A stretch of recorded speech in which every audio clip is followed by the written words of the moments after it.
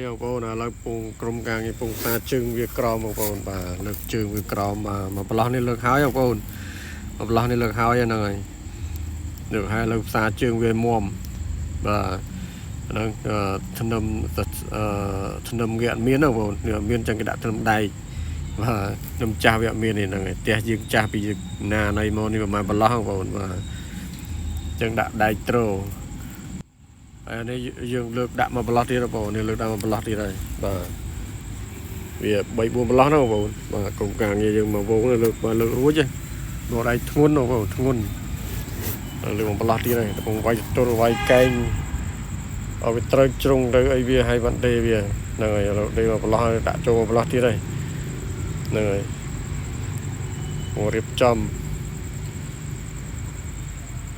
បាទចាប់ដើមតរេវាអញ្ចឹងត្រូវអញ្ចឹងបាទហ្នឹងហើយនេះ3 4 5 6នាក់ហ្នឹងមិនត្រូវារួចហូតដៃយើងក្រាស់ដៃតាន់អីហ្នឹងបងមុនដែរហ្នឹង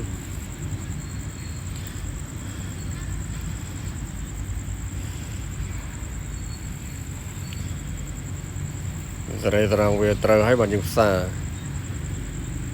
ហ្នឹងហើយ3 4ប្រឡោះបងប្អូនព្រោះផ្ទះហ្នឹងវាពីមុនមកគេអត់មានធ្នឹមទេហ្នឹងហើយ